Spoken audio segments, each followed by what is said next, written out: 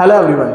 As you all know कि अभी cat का एग्जाम भी ओवर हो चुका है। उसके बाद ऑफिशियल और समथिंग अनऑफिशियल टाइप जो आंसर की है वो भी रिलीज हो चुकी है। हालांकि जो वेबसाइट है अभी भी कहीं ना कहीं दिक्कत कर रही है, but many of the students have gone other way to check their score.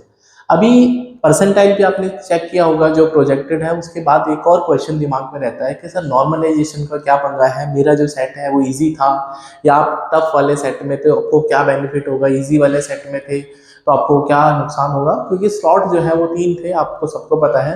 तो अलग अलग स्लॉट का अलग अलग डिफिकल्टी लेवल होता है as per the students also, और ये डिसाइड होता है बेसिकली जो कैट का ऑफिशियल डेटा होता है, क्योंकि सारा का सारा डेटा उन्हीं के पास है और उसके बाद वो इसको कैलकुलेट करते हैं।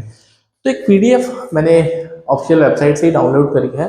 तो पीडीएफ में कुछ बातें लिखी हुई हैं, हालांकि ये जो समझने के लिए अपने आप को थोड़ा सा I give you the hint कि किस तरह से कैलकुलेशन किया जाता है, सो दैट एक रफली आइडिया तो लगे कि मेरा स्कोर कैसे स्केल अप या स्केल डाउन होगा, कैसे पता चलेगा, राइट। तो अगर मैं सबसे सिंपल सा एक बात बताता हूँ कि सबसे पहले like slot one, slot two, slot three, इन सबका मीन कैलकुलेट किया जाता है। हाँ, मीन कैलकुलेट किया जाएगा। लाइक इसका मीन M1 है, इसका M2 है, इसका M3 है। मीन एवरेज कि जितने बच्चे बैठे हैं, मान लो एक एक हजार बच्चे बैठे हैं, तो एक एक हजार बच्चों का एवरेज स्कोर कितना आया तीनों स्लॉट्स में, राइट। उसके बाद इस मीन का भी मीन कैलकुलेट किया जाएगा, मतलब इन तीनों का एक कंबाइंड मीन कैलकुलेट किया जाएगा। सो पहला पैरामीटर जो समझ में आता है वो मीन है कि बच्चों का एवरेज स्कोर कितना आया। आफ्टर दैट एक और टर्मिनोलॉजी होती है स्टैंडर्ड डेविएशन। हाँ, स्टैंडर्ड डेविएशन जिसको एसडी बोलते हैं।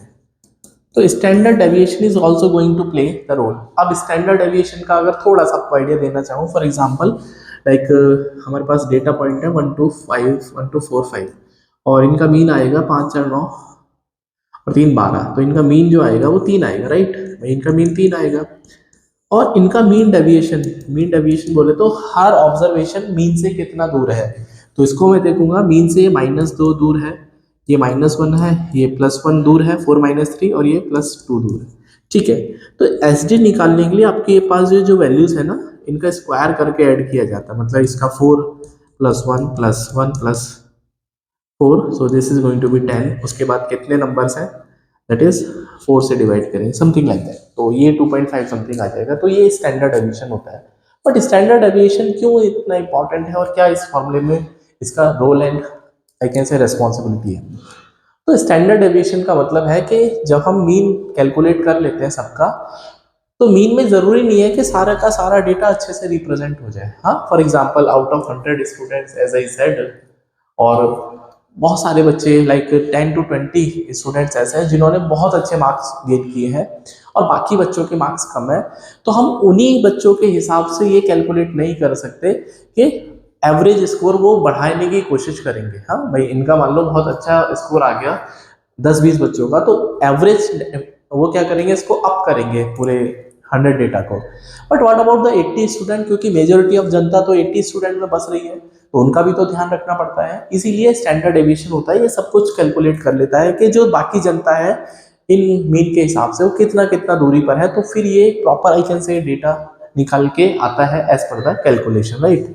यू कैन सी कि यहाँ पे अगर मैं इसको पढ़ना चाहूँगा या बताना चाहूँगा थोड़ा सा, ठीक है। तो जैसे उसने क्या किया, मीन पहले का M1 मान लिया, एस डी एस में, तो ये G1 इसका मतलब स्कोर हो जाएगा। फिर M2 हो गया, एस डी हो गया जैसे मैंने बताया, फिर M3, उसके बाद तीनों का मिला के हो गया, ठीक है। तो उसके बाद क्या होता है, जो नेक्स्ट इंपॉर्टेंट है, जैसे मैंने बताया 100 में से मैंने 20 बच्चों का एग्जाम्पल लिया। कैट क्या करता है, जितने भी बच्चे स्लॉट्स में बैठे हैं उसका 0.1% लेता है। हाँ, 0.1% के हिसाब से वो कैलकुलेट करता है। हाँ, वो ज्यादा इसलिए नहीं लेना चाहता कि अगर वो 1% ले लेगा तो बहुत ज्यादा हैवीली अफेक्ट हो जाएगा सबका स्कोर। तो क्या करता है, कम से कम 0.1% को टारगेट करता है। तो 0.1% बच्चों का, जो टॉप बच्चे हैं जिनका स्कोर बहुत अच्छा है, हाँ टॉपर्स एक तरह से, उनका डेटा वो क्या करता है, देखता है कि उनका स्कोर कैसा है, उनका परफॉर्मेंस कैसा है और उनके बिहाफ पे बाकी जनता कहाँ स्टैंड करती है। तो ये बेसिकली एक आइडिया है एक तरह से स्केल करने का सबके मार्क्स को। क्योंकि 0.1% एक आई कैन से 1 लाख अगर बच्चे हैं तो उसका 10% होगा कितना, 10,000, 1% होगा 1,000 और 0.1% होगा 100 बच्चे। भाई 0.1% मतलब कितना हो गया? थोड़ा सा मैथ्स तो आई थिंक आप जानते हैं, आपने कैट का पेपर लिखा है। तो अगर मैं आपसे बोल रहा हूँ कि 1 लाख बच्चा है ना, 1 लाख, तो दिस इज 1 लाख, एक जीरो हटेगा तो ये 10% बनेगा, एक और जीरो हटेगा तो 1000 जो है वो 1% बनेगा, और एक और जीरो बचेगा तो 100 बच्चों। तो सिर्फ 100 बच्चों का डेटा वो देखता है 1 लाख में कि भैया कितना इनका स्कोर है, क्या ये स्टैंड करता है, उसके हिसाब से बाकी जो जनता है 9 लाख, भाई 1 लाख अगर मैंने माना है तो कितना बच गया, 100 में से अगर ये चला जाएगा तो 99,000 समथिंग लाइक दैट, ठीक है, उनका क्या स्टैंड है। उसके बाद ये कैलकुलेशन करता है। तो एक थोड़ा सा आपको आइडिया लगा होगा कि मेरा स्कोर कैसे स्केल अप या स्केल डाउन हो सकता है। तो अगर इस पीडीएफ को आगे पढ़ता हूँ तो यहाँ पे इन्होंने एग्जाम्पल भी दे रखा है। तो क्या फॉर्मुलेशन क्या है, suppose there is a candidate X Y Z नाम का कोई भी कैंडिडेट है, उसने ही for example is a who appeared in the morning session and here her, इन्होंने गर्ल मान लिया है, her raw score in the QA section is R, then the scale score कैसे मिलेगा। तो जो आर है इसका जो आर डैश है ये स्केल स्कोर है, तो उसके रॉ स्कोर में से जीवन को माइनस किया जाएगा। जीवन क्या था बेसिकली, दैट इज जो मॉर्निंग स्लॉट का मीन प्लस एस टी था, स्टैंडर्ड डेविएशन।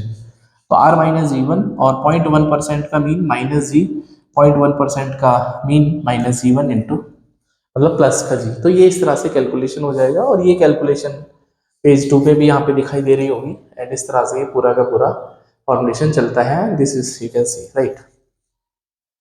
तो ये तरीका था, बट इससे सर मुझे तो क्या फायदा, मेरे को तो ये नहीं समझ में आता। मुझे तो ये बताओ कि मेरे जो स्लॉट था उसका क्या सिनेरियो बनेगा। You can see the formula. तो if the formula it any score that is more than 100 तो it will be rounded to 100 also, right.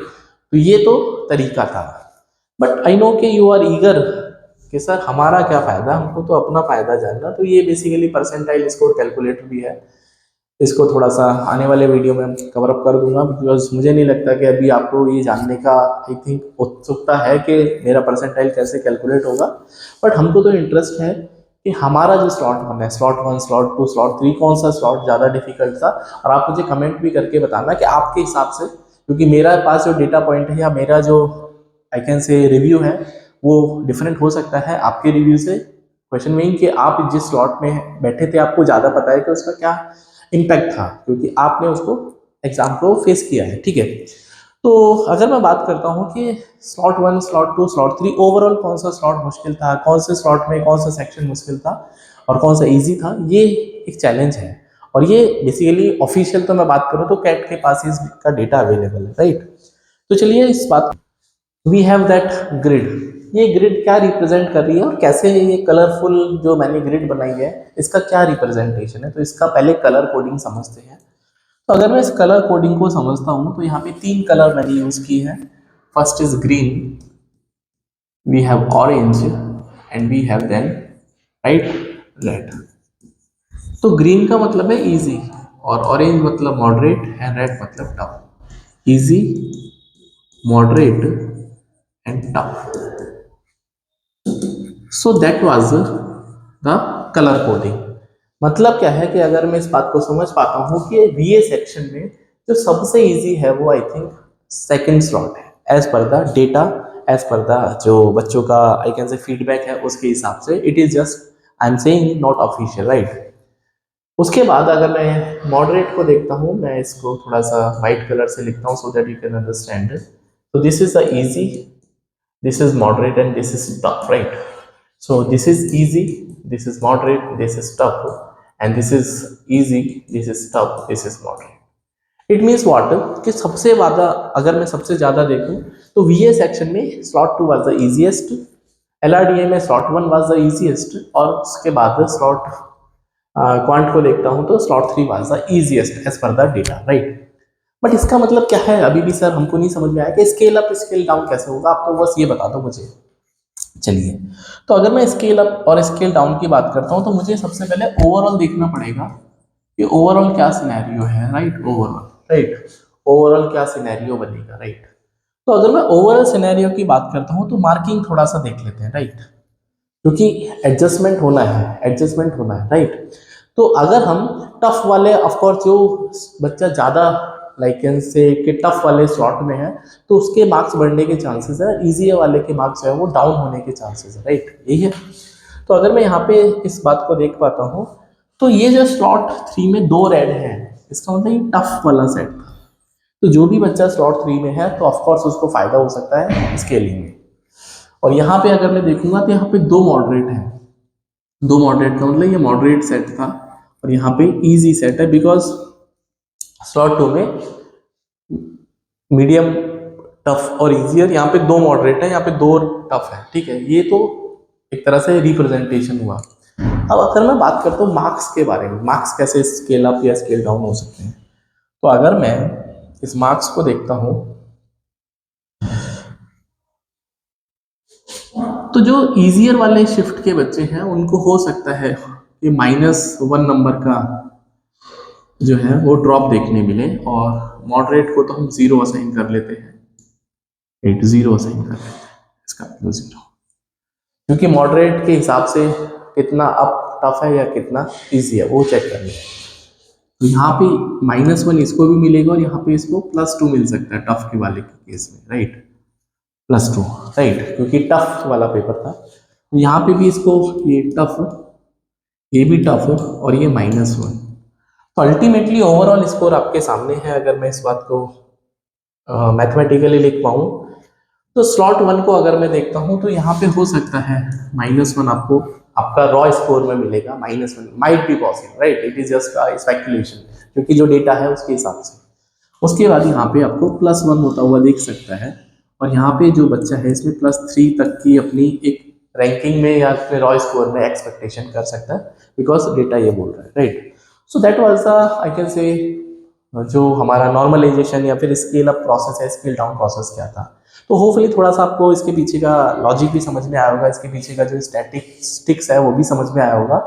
और परसेंटाइल ऑफ कोर्स एक एक दो दो नंबर से बढ़ती है घटती है, बट उतना वेरी नहीं करती है, हाँ उतना वेरी नहीं करती है, बिकॉज आई नो कि each and every mark is important, but अगर 3 नंबर प्लस हो रहे हैं तो परसेंटाइल थोड़ा सा जाती है, बट उसमें बहुत ड्रास्टिक चेंज नहीं आता है, बिकॉज कैट का जो बेसिकली सिलेक्शन क्राइटेरिया है या जो एडमिशन प्रोसेस है वो परसेंटाइल को ज़्यादा प्रेफरेंस देता है, and of course that will be based on the score also, but percentile ज़्यादा वेरी नहीं करती है, ठीक है।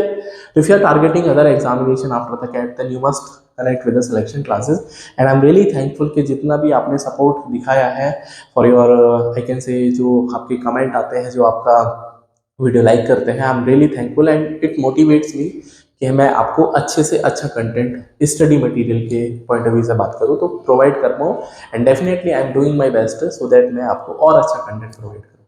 सो if you are targeting SNAPs, ZET examination, NMET examination, CMET also, then I'll be uploading the content for that also.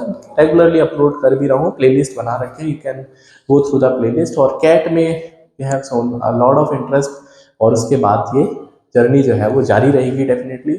So see you in the next video, till then bye, take care and please connect with the selection classes.